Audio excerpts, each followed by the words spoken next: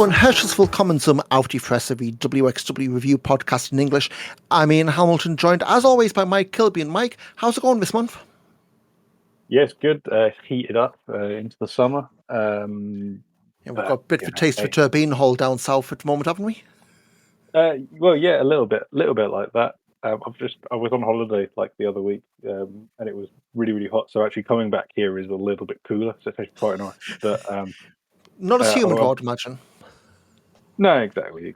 But it's yeah. And then I'm going on holiday again in a week or two. So it's in the midst of a lot of things really. But yeah, it's really good. Really, really good. And we got a show to talk about here. So. Yeah, getting news out of your passport. Of course, a couple of weeks back we had Drive of Champions in a very humid Turbine Hall by the look of it. One big wXw show this month. I know there was the IWI doubleheader they had as well at the end of May. That one didn't make tape, and I think a lot was rematches for stuff from fans. So not too much to talk about then. Again, didn't make tape, so we ain't going to see it. But yeah, going through Drive of Champions, this was in front of, let's see what they've said for the Turbine Hall, 464, so a pretty decent crowd. Pre-show match, we started off with Jay Nero and KXS beating Stephanie Mays, Lawrence Roman and Nick Schreier. And yeah, this one, I guess, was the classic smashing two feuds into one kind of match. So Jay Nero, I guess... Yeah, so Jay Nero, of course, lost to Stephanie Mays at Fan in May. Took a little bit of offence after the match to Stephanie Mays helping her up, and she's kind of gone from being the whole I'm here to make my mark to now just, I guess, really getting the hump of anything that moves. Now she's aligned with her trainer, or I guess, training side, last time we did Axel Tischer. So they're on one side. Stephanie Mays, of course, ex-partner of Fast Time Mudo in wXw. Lawrence Roman, Nick Schreier, I guess for the old Dresden lot. And yeah, I thought it was, again, pretty decent as an opening match. Going 10 minutes, they all got plenty of time. I think a lot of this, this was the motif of the night, just very sweaty, and you had a crowd that was really trying to save themselves for later on in the show. Yeah, it looked tough to watch, really. There was a lot of people with fanning themselves during the show, and we've both been in there when it's very, very hot, and it's an unpleasant place to be. Not quite as bad as the cockpit maybe was at some point, and the Walthamstow Assembly Hall, but it's not far off. Yeah, maybe comparable. The Big Sean. The Big Sean in Dublin as well. Maybe comparable to Gelsenkirchen when somebody turns the heat and often breaks off the thermostat, but there's only about 5 of us who'll get that reference. But yeah, so again, decent enough for a pre-show match, and I guess the main point coming out was Jay Neal making a point of putting away Stephanie Mays. Wasn't happy to just take the pin, picked up for Twist of Fate, and then I beat you. You can't say I just picked the pieces. So these feuds will continue, and hey, at least it wasn't Nick taking the fall this time. Main show opened up with Aigle, Blanc against Ricky Marvin. They made a point of saying it had been about 10, 11, 12 years since Ricky'd been in wXw. On a very low-key European tour as Ricky Marvin. I was looking through when he was announced, because he was announced after the last Shotgun vlog. It's like, I know the name, but where's he working? And yeah, LSG in Romania, Joey Scott in Dorset, Samuel Best in Leamington Spa, and Jeffrey Pack, the guy who used to run Lucha Libre Barcelona in Barcelona for RCW. So, for a guy who's got the credentials, heck, was a big name in Noah back in the day. Very low-key, like, with wXw booking, I would say the most high-profile one of this run. But the fact that, some of his CV, his resume, if you're American, has a European tour and it barely gets any kind of buzz. I think that speaks a lot of European scene, maybe a lot of where he probably is these days. But the match was pretty decent. But again, I'm not going to keep saying over heat for heat. But you could tell about halfway through, Ricky just looked absolutely knackered in the match, and again, I'm not saying as, oh, haha, we would be any better, but you could tell it got to a point when all of a sudden it's just starting to get slightly rough around the edges. And I think live, someone was telling me as soon as the bell went, he was just going for bottles of water. I mean, we'd be as well, but yeah, I think we definitely had some impact on the match. Yeah, we kind of was just discussing before the show. Actually, was saying about the lack. There's a bit of a lack of shows sort of for the next couple of months. And actually, I have to admit, I'd never considered maybe it's just too hot to bloody do shows. Well, yeah, because I mean, we'd spoken before. They have had one outdoor show in Cuttenholz during the pandemic, Yeah. and they haven't run there since. I mean, I know. No, Cuttenholz, obviously, of course, it's that place where Bad Bones had the big falling out, so maybe it's just, Yes. bad vibes there. But yeah, one of those places that, on tape it looks great, but unfortunately, it's one of those things where, what looks good on tape, if you can't get the bodies there to make it pay, we're very much in the economy now where you just don't run it rather than hope, hit and hope. So, but yeah, again, if you can have 2 summer breaks, well, if that's the way it is, global warming and all that. But yeah, like I say, we're not going to mention every single match, but that was very much the way, this opening match went. Decent, but there's always going to be one winner as well. Aigle Blanc left with a win after the Desert Aigle. We'll touch on what's happening with Aigle Blanc later on because some stuff that came out after Drive of Champions. We kind of expected, but now it's actually been made official. So next up, we had Metahan against Bobby Guns, and we had a pre-tape before this. In the week beforehand, wXw uploaded the Metahan when he was Lucky Kid beating Walter at 16 karat gold in, was it 2018 or 2019? 2019. So, folks don't know, the crowd are behind me then. I need the crowd behind me now. They weren't really that behind him. And I think, I feel like ever since he came back at Coward, we've said this for every single appearance, Metahan, this particular return, this particular run, hasn't done it. You've had, you've had crowds, not really reacting. Like first few, maybe, but as the run's worn on, the crowds haven't been reacting, and we've said Bobby Guns is always going to get, at worst, 50-50 reactions because of who he is, the fan base he's got. This just didn't click, and we're playing off Metahan, his winning run crashing out at 5-0 to the returning Maris Alani last month, and can I restart this? It just doesn't click here. And the story they told was Metahan wants to win honourably, and there was one point where Bobby Guns took up a turnbuckle pad. Metahan could have used to win, but he didn't. He ends up losing because of it. But yeah, the story beats are there. They make sense on paper, but the live crowds just are not buying it. Yeah, I think we say it every single time, but it's just not been a successful return at all, is it? And I think as well, it's that whole thing of, we've both played like TEW. You change your character that too often, you end up completely losing the crowd. And I think with this, I'm not saying it's been toughened, but he just came back 3 months ago, 3-4 months ago.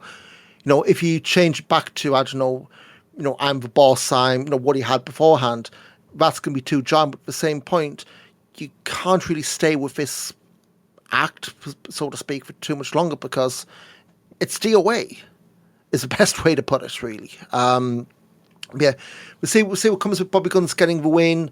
As much as Metahan once complained that the referee didn't do his job with the exposed corner, the results are final. Next up, we had the wXw World Tag Team title, the joint venture Norman Harris and Anil Mauck against Planet Gojira, Robert Dreisker and Mark Empire. New champions here with Planet Gojira taking the win. So you had Anil Mauck knocking ref off the apron towards the end. Forward tried to get involved. But in the end, it was the return of a hoodie Joseph Fennick Jr. that sent Anil Mauck packing. And yeah, this is, what was it? A Norman Harris Death Valley driver took in a swan dive for Mark Empire. So we've got new champions. Obviously, Titel Wexel, they used to chant back in the day. Well, that seems to have died a death. So yeah, one nice little stat here. Robert Dreisker 6th reign with 6 different partners. Oh, that's a stat. I was looking through. It's like, hang on, it's reign 6. That's probably a record, isn't it? It would surprise me if it wasn't. I mean, I know we did the whole, when let's see. So I'm looking now. So you going back to the start. You can X off a load of these names. Going back to me. Well, in terms of you'd have had Nero. You'd have had. So he's had Volta, Dragunov, Nero, Marek, Lawrence, and now Mark Empire. Yeah. Icarus? Yeah. No Icarus, no. The Amboss team was... yeah. I'm just quickly scrolling through. Your second best bet, I would guess. No, Axeman's only won it once. Yeah, I mean, you haven't really had that many, solidified singles guys. And you had with Jay Skillett, Maris Alani, and Steve Douglas, and Josh Abercrombie. So there's 4. So that would have been your distant second now at this point. So yeah, Robert Dreisker and Absolute Andy, big tag team wrestlers with various partners. But yeah, I say as a match was fine. I think the fact that Alex Duke, we're assuming he's going to be on the shelf for a long while, and stuff in the shotgun vlog, kind of tips that off. You needed to get the belts off of, the makeshift team. But again, we're in the same position we said, back when and Big Bucks won the belts at Carrot. You've cleaned out the tag division. That division really hasn't been rebuilt. So now you're just looking for heel teams, so to speak, rather than babyface teams. And, at least at this point, you've got, whatever high performing limited team when Anil Marek and Fennec is sorted out.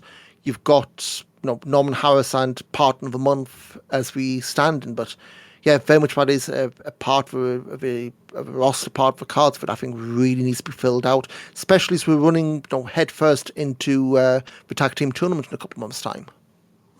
Yeah, especially it's so funny that WWE, especially the tag team division, goes in such big peaks and troughs, because we're sort of coming into Carrot, and I was thinking, well, we had you had Planet Gojira, you had Big Bucks, you had the various Warbeck sort of constellations, you had Youngblood, you had God, who else was there?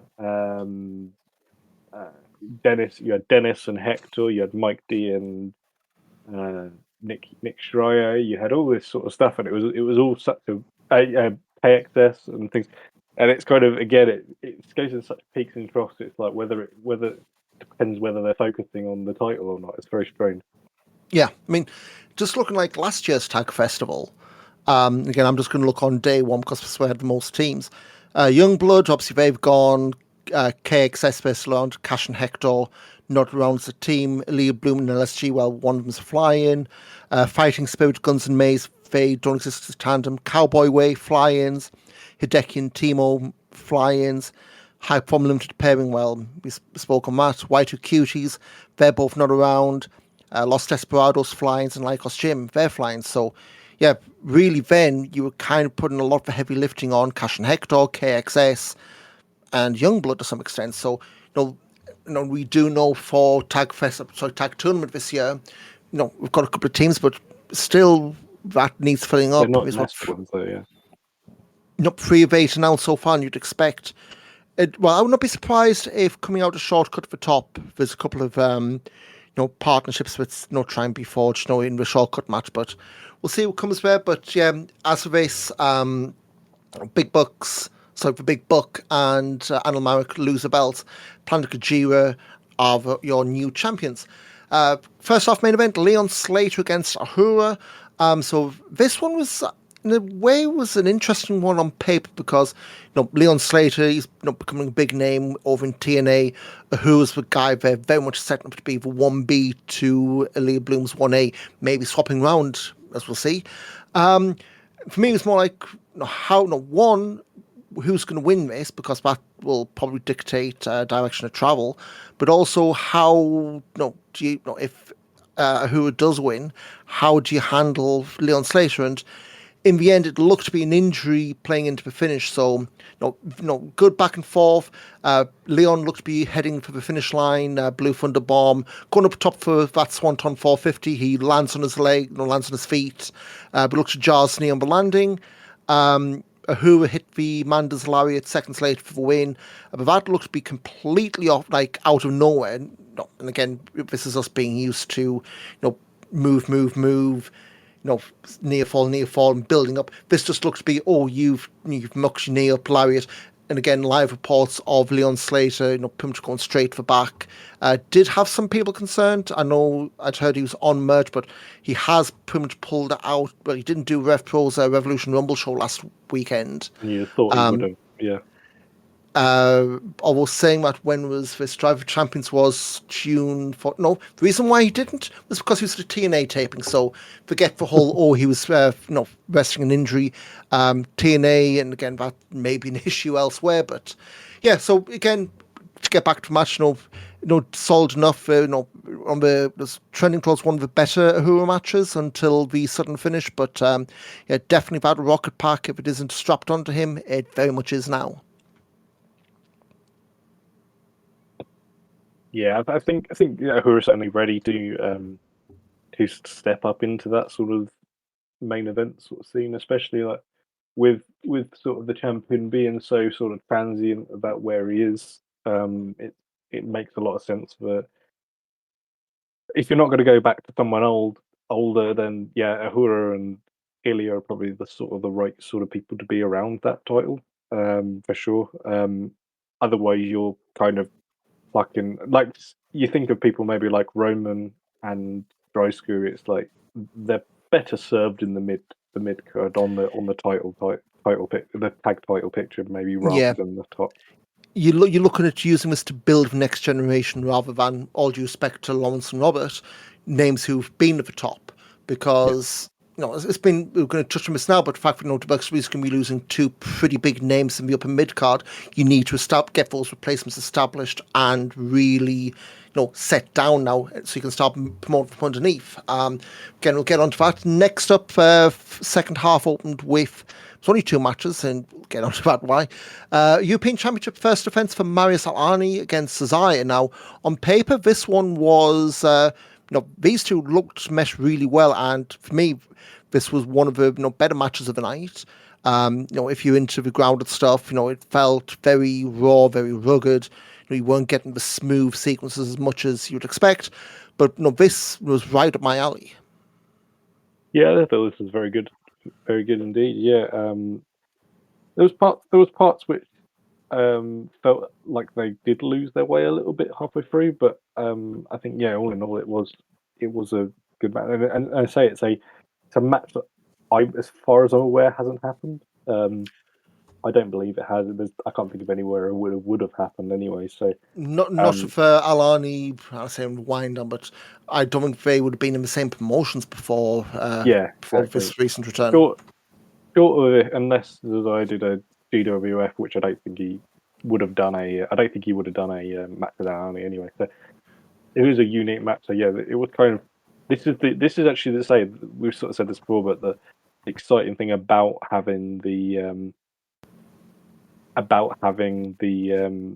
return of Al-Ani is that he's bringing fresh matches into a company that desperately needs it.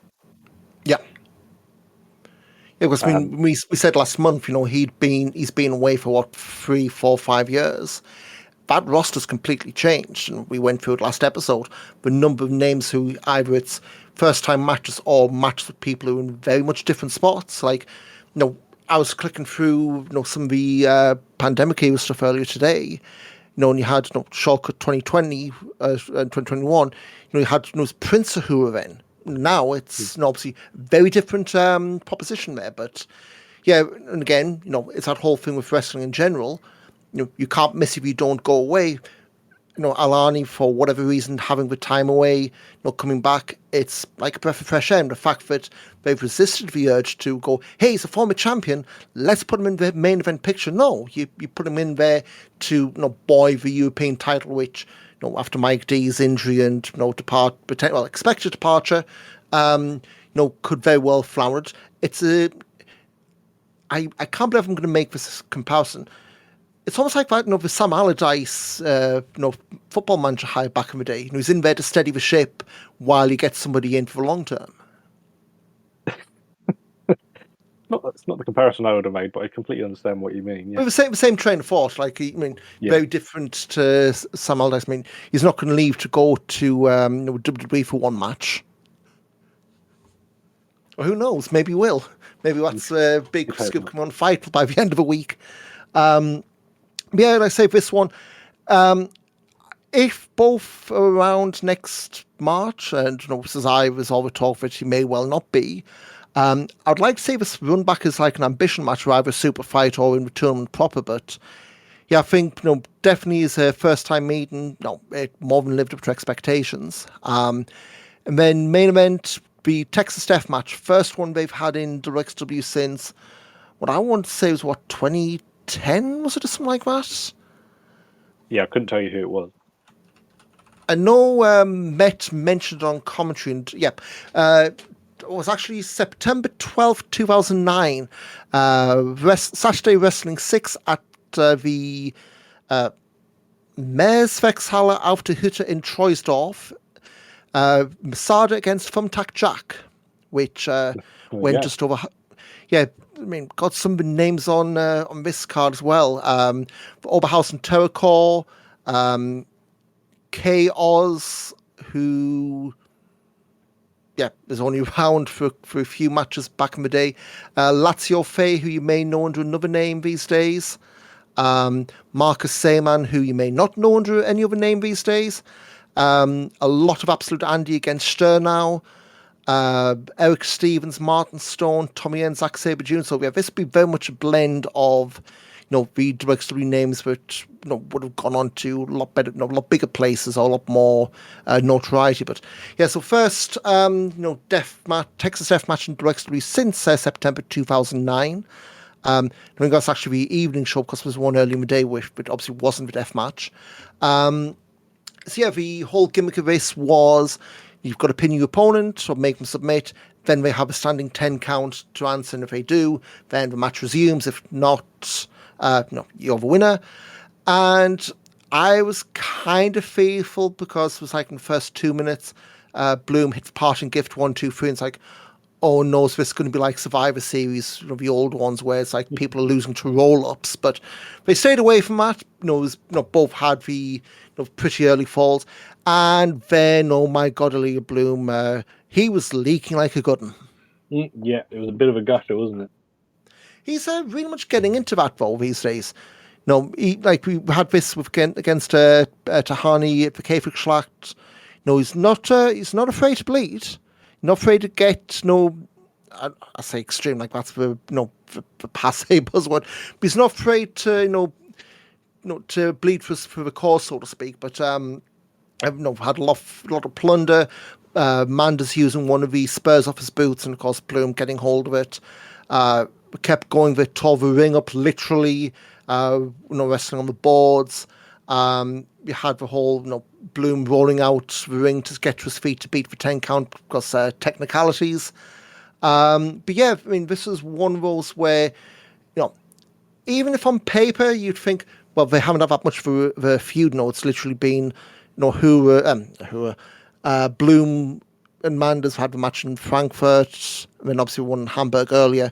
What kind of animosity could there possibly be? Well, whatever professional grudge they had absolutely came to perform this.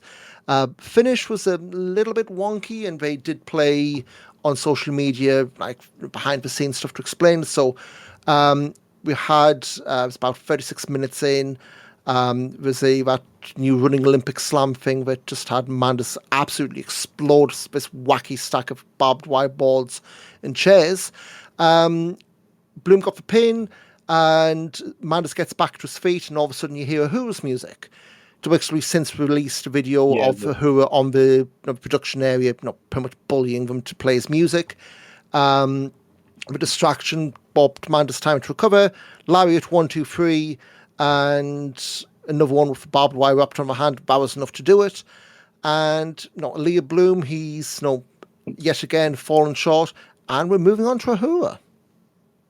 Yeah, I'm kind of glad wXw did do that.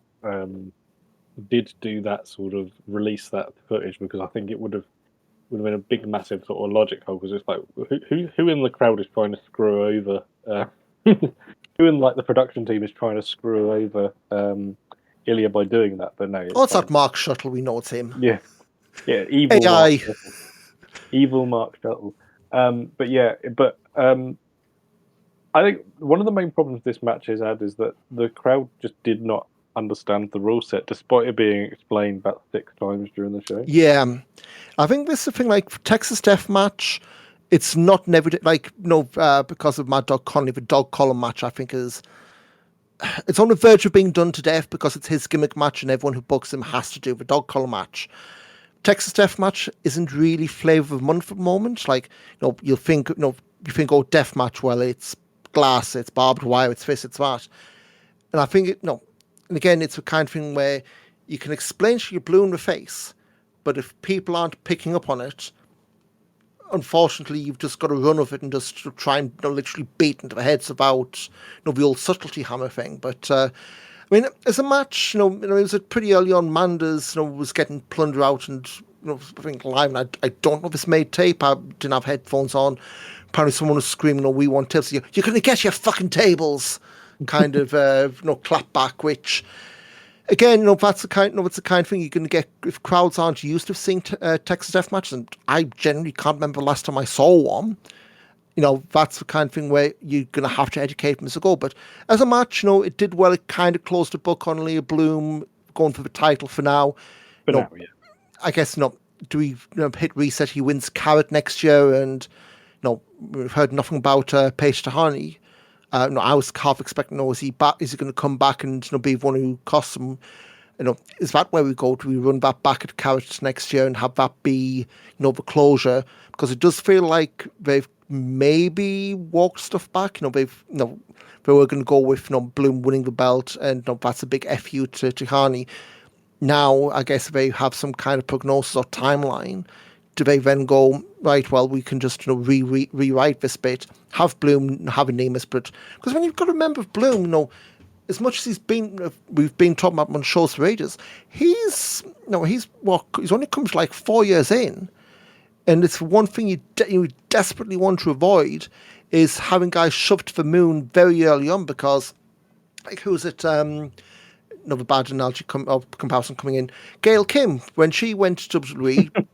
We can remember, like, way back in the day, WWE had this really bad habit of you debut, you'd win the title, and then what? And it's that whole thing of, at least, and they can at least have you putting on the mid card or with a promotion scholarship. With wXw or the European scene in general, they very much don't, bucket strap people that quickly, because if you win the big title, in year 1, year 2, year 3, as we've said, like Bobby Guns with Dreiskis to an extent, once you've won the big belt, if you're not exiting the town, so to speak, it's very hard to keep you fresh. I mean, heck, we've had how many years of Bobby Guns treading water after you lost the belt? Marius, how long had to leave the town just to. There's some who I worry will maybe never recover. Yeah. And there's also, like you say, like like Levaniel's kind of fallen off the face of the earth a little bit, hasn't he? I mean, that's the Leicester City thing we called it back in the day. He got the big title push. They pretty much got painted into a corner, and had the the European Trump thing that entered Carrot to try and walk that back. It wouldn't surprise him if he's back at Shortcuts. He's been away for long enough, but you look, and again, Cage Match doesn't pick everything up, but he's not done anything since Carrot.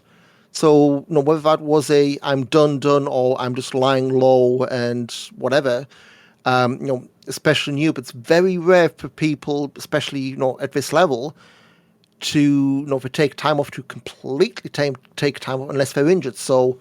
I guess we will see if he does pop up at Shortcut. But yeah, it's we're doing the smart thing. It's almost like I'm full of these crap analogies today. Tetsuya Naito, when he's had the whole no, I'm going to win it for Tokyo Dome. They just kept, cutting them off and cutting them off and cutting them off. I'm going to, end for, Wrestle Kingdom for LIJ call out. That was this big thing, and we kept, cutting them off to the point where people think you've overshot it now. We've waited so long, we just don't care now. I don't get anywhere near that with Bloom for the title. I think, to be perfectly honest, if he had won it on this show, I would be coming here saying it's too early. But we'll see what comes up. Who is the next one up, which is not something I would have said, 4 years ago when, or how long it was when he, cancelled everyone on wXw and went into retirement. But this, I say, pretty much caps off, or at least at the moment, it's looking like it's going to cap off a hell of a comeback in the space of 15 months from Carrot last year. Yeah, but obviously, if you think back to. We think back to Parrot. We kind of did have her in our probably top 2 or 3 winners. So yeah, it's him having a consistent run where he's stuck around. It has really, really helped him, and yeah, kind of hitting the potential he should have probably done for a long while. I mean, we don't only look at Who and now, because since Carrot he's all the way through the Carrot, of course. Anil Marek, he's on pretty much all the wXw shows, apart from maybe one. He's done GWF as well. He was in France, back end last month, for Aurora, for their interim title against Aiden Black and Peter Fisher. Yes, that Peter Fisher, for those who've long memories of wXw. The interim belt, because Maggot was their champion. Apparently, he's down injured. So it's not like he's just doing the stick with one promotion thing. He's picking up work elsewhere. So maybe this is his time. But again, shortcut to the top. Rumble match title shots tend to be the, I don't want to say throwaway, but it does tend to be the the title shot where it's not the big title change. It tends to be the big challenger comes out a shortcut. And again, we've already said, Pro Wrestling Grand Prix weekend, the Saturday night show will be the champion against, we assume, a shortcut for top winners. So, we'll see what comes out of that in August. But a couple of news bits before we go up to upcoming cards. We've got a couple. We touched upon this earlier. Mike Vecchio and Aigle Blanc, they will be finishing up with wXw at shortcut for top. So the vlog had, Aigle Blanc talking about, future opportunities, but made no mention of this. It was just dropped as a graphic at the end of the show, or the end of the vlog. Mike DeVecchio and Aigle Blanc, farewell match, shortcut to the top now. Obviously no opponents confirmed, but we spoke, was at last episode of the one before, all the talk of, WWE wanting to get Aigle Blanc, Mike DeVecchio for September. Well, hey, if you finish them in August, you'll be ready in September. I would say, this is 2 pretty big body blows, regardless of the fact that Mike D's kind of been in and out of wXw for the last year. Yeah, I agree. I think the thing about it is that I think the issue is, obviously it's been so long since we've had one of these. It's kind of a bit of a shock, but as I say, not a year ago, 5 years ago, we were seeing this every month sort of thing, and it is a shame, but ultimately they are 2 people who resent them going to WWE, to be honest, if that is where they are going. But probably traditionally they would have both been people who would have been on there. They're not hoarding these 2 people. These are 2 people who probably they would have been interested in before the sort of the hoarding era anyway. So yeah, I can't begrudge them too much. But yeah, it's one of these things. It's very disappointing because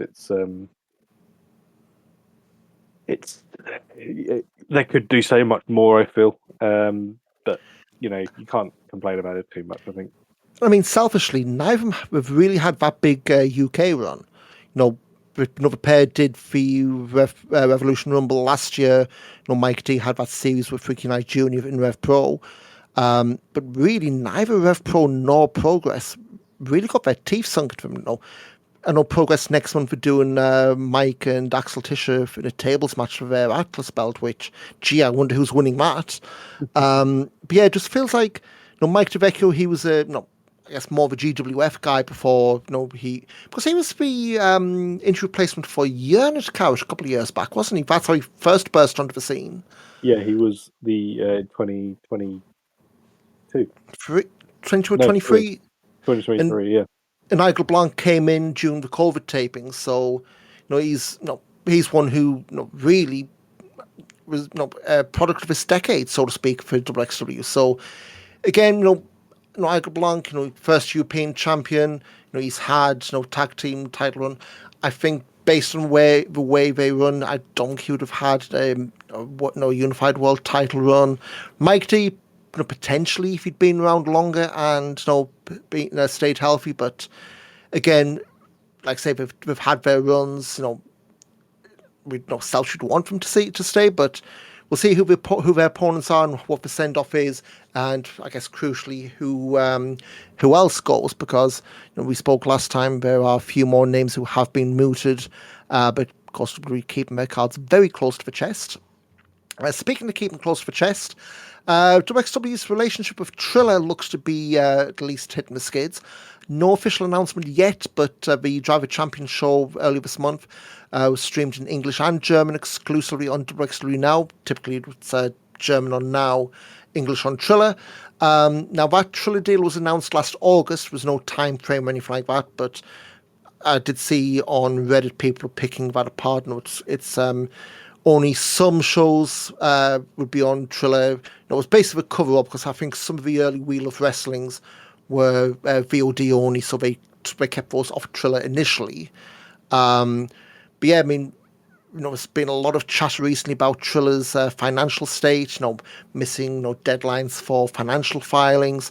There's been other promotions who've completely dropped their live stuff. Was at North, back at the start of May, pretty much dropped their live streaming on there, and they're just doing a taped VOD.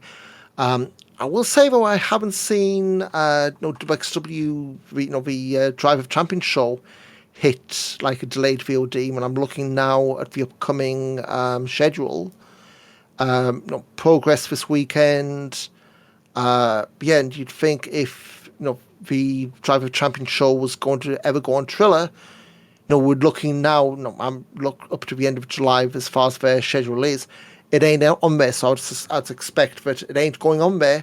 And also, bearing the lead here, the Broken Rules show on July 19th also isn't listed. So, make what you will out of that. But we've always said we want the most wXW now you go for.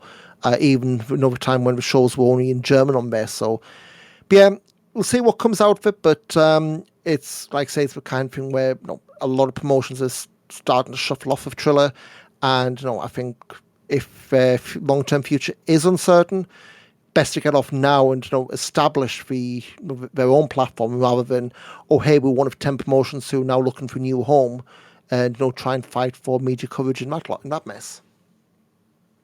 Yeah, exactly. I mean, it was never a service I ever used, so I don't really know. But as the English language sort of being live as well on wXW Now kind of put the writing on the wall, I think, really didn't, more than anything else.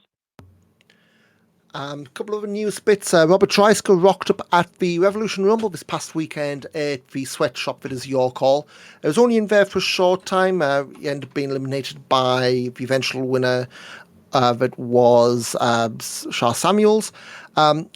I was not expecting to be on that show. He'd been announced for New Wave as their greatest weekend last weekend, teamed with Planet Gojira against, this is where I really need to have written this down, it's Planet Gojira against, I want to say, Wildborn Brendan White.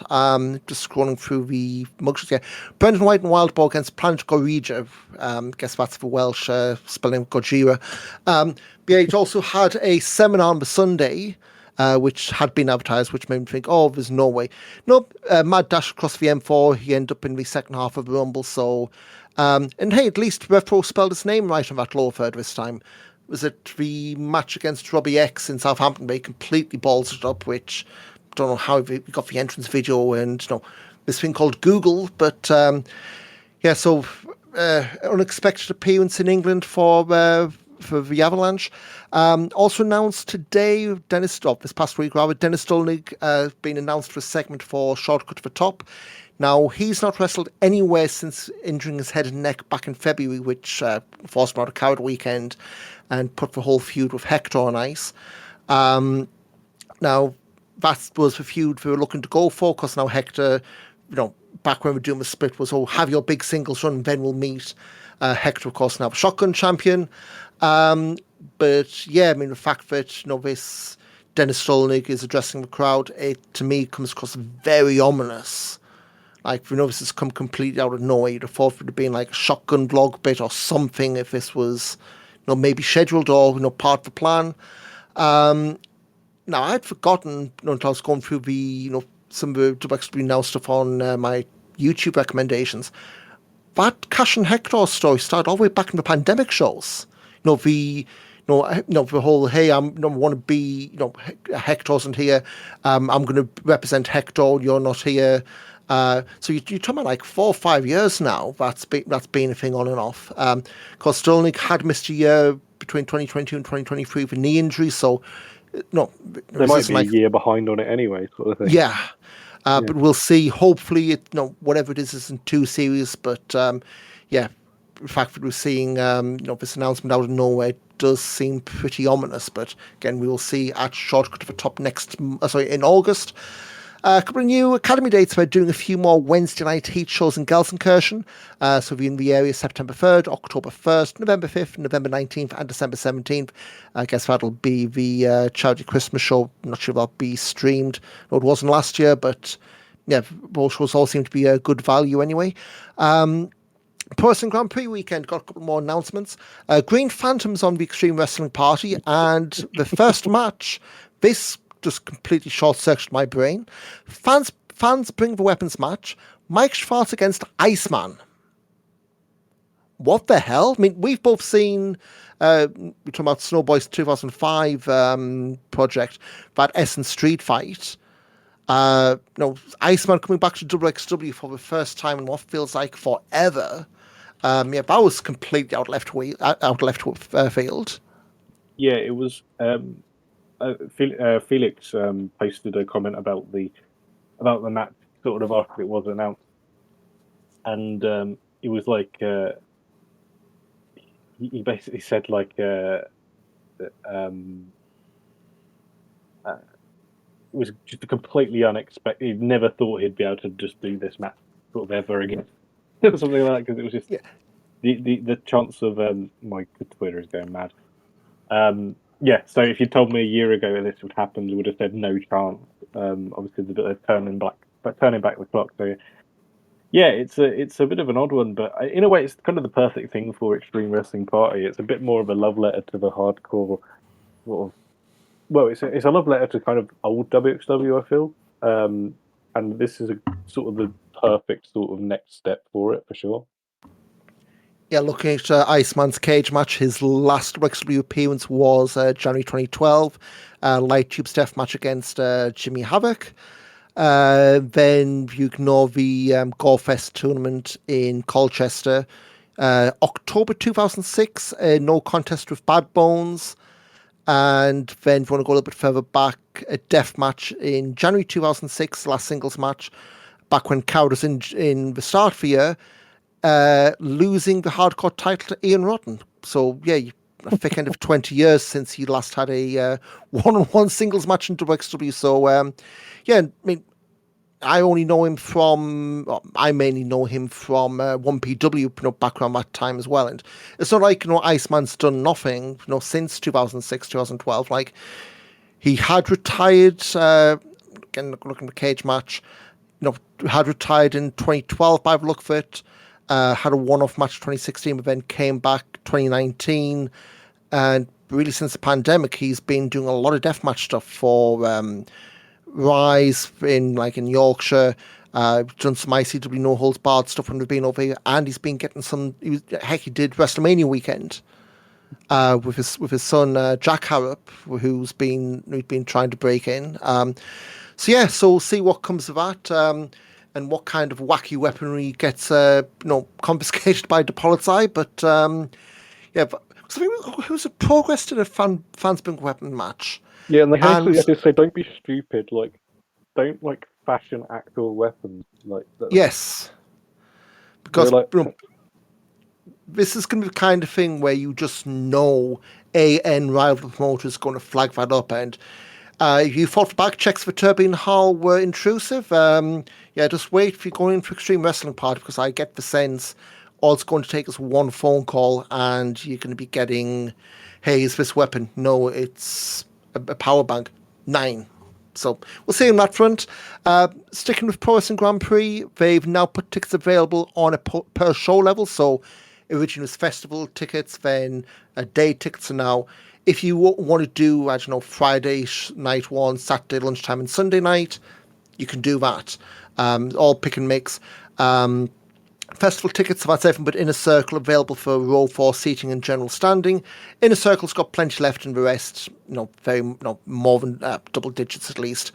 And going a bit further ahead to Carrot, Inner Circle, Turok and Essen, plenty of those left, but again, it is going to be looking very tight. I know, I remember when they first went on sale early in the year, they flew out, so, not be surprised me if after Tag Festival we're starting to get like the ticket alarms. As for Carrot itself, only festival and tournament passes are available at the moment. They haven't done the individual shows. Front row long gone. For VIP festival passes, I think down to the single figures. If you want rows 2 and 3 for the tournament shows, there's only 2 of those left when I wrote this. They're maybe gone at this point, and everything else. Plenty to go. So if you're looking to plan ahead, now may be the time. If especially if you want the decent seats, or if you will just want to drop in, and not queue, then I think they'll be wide open till bell time. But up next, the first 2 of the mini pauses wXw's doing. We're in the middle of one now, but they're back on July 19th at the Batch Cup in Frankfurt, Broken Rules. And what say, Mike, this is a little heavy on the gimmick side. yeah. Well, Aigle Blanc, Broken Rules has always been like that, though. yeah, but if, three of these just leapt off the page. It's like, you what? Aigle Blanc, Michael Oku against Lawrence Roman and Nick Schreier. Now, if Aigle Blanc's going a month later, you would expect him not to win. But at the same point, Nick Schreier's in this match, and they didn't beat him last month, so I guess we'll see, which devil on which shoulder wins out. Marius Harlani takes on Bobby Guns for European title, of course. Long-time fans. This has got some history behind it. Marius is a guy who beat Bobby for the wXw title during COVID. Bobby, of course, looking to, I guess, at least get that one back, so we'll see if he has luck in Frankfurt. Planet Kojima defending the World Tag Team titles against Norman Harris and Alexander Bellamy. Of course, he brings this will be his second televised match after he had that pretty good debut against Elijah Blum in Papenburg last month. Cesaro against Axel Tischer, which to me, not again, I don't know, but this feels a bit like one of those bucket list matches while he can still do them kind of things. Just because Axeman's been more of a tag guy lately, but we'll see. And then your 3 gimmick matches, so to speak. No ropes, no disqualification match, so effectively GCW Bloodsport rules. Jay Nero against Stephanie Mays, which very much feels like a blow off to their feud. Joseph Fennick Jr. against Anil Marek in a body bag match, which where the hell has that come from? And dog collar submission match. Who against Leah Bloom, which you would expect would be main event because, like I say, this is for 1A and 1B of wXw. And again, if you've got Ahura and Manders in August, you'd very much expect Ahura to win. But if Bloom wins, you've thrown everything up in the air yet again. Yeah, I think, it's going to have to be some. I'd like to think Ahura will win this because then it does give you the opportunity to do Ahura. Well, I mean, they're doing Ahura versus Manders anyway, so you want him to have a little bit of momentum going into it, don't you? Yeah, you don't be doing the whole big challenge or you lose big match going in. Again, maybe if you do that, it's the unexpected title change, but you don't want to be swerving for the sake of a swerve. I mean, you've got Carrot, of course, in March. You've got, the Koenig to Catcher tournament if you want a tournament to, build your next big single star. But, yeah, I do think this is very much one that's going to, at least for now, put Who and Bloom in their, 1A, 1B slots as far as, title challenges. But yeah, and it looks a decent card. It looks like for now this will be wXw now exclusive, so get on it. Saturday night, Frankfurt middle of July is always going to be sweaty. I mean, being this time last year they did the European title tournament show, so yeah, a much different feel compared to 2024's show in Frankfurt. Then of course after that, shortcut for top Turbine Hall in Oberhausen on August 16th. We've got of course the Aigle Blanc and Mike Vecchio farewell match. The Unified World Wrestling title, who are challenging one called Manders, and of course the eponymous shortcut for top match with Kid Bandit announced so far. There's a booking I wasn't expecting to see. And then 1 week before the Pro Wrestling Grand Prix, they announced a Wheel of Wrestling Live 70, so this will be streaming live. Debut for Stadthalle in Bad Hersfeld, September 19th, so yeah, that'll be fun for us to cover and figure out. I would not be surprised if they try to sneak on a few, qualifiers for this, especially for homegrown lads, but we'll see. That'll come out the end of August after Shortcut for Top, and then of course the Pro Wrestling Grand Prix that is in Gelsenkirchen in the Circle 18 on the 25th September, then of course 26, 27, 28 September in Oberhausen for Turbine Hall 2. So Mike, I guess anything to plug before we drop off until next month in Frankfurt? No, nothing to plug. Nothing to plug at all. You can find me basically anywhere on the internet at Mike Kilby, MIKAILBY. Twitter, Instagram, anything like that. So you can still, and Blue Sky. But apart from that, no, nothing really to plug. Yeah, you can find me, just search for Ian Wrestling, Instagram, Twitter, Blue Sky if I remember to log in. And of course, if you haven't subscribed to us, we're on Spotify, Apple Podcasts, Pocket Cast, Podcast Addict, any podcast app that exists. Search for Back Body Drop Podcasts on YouTube if you want to stream us in the background with still image against our voices. But yeah, thanks so much for listening, guys. We'll be back next month with chatter from the wXw Broken Rules in Frankfurt. But until then, stay hydrated and cheers. Cheers.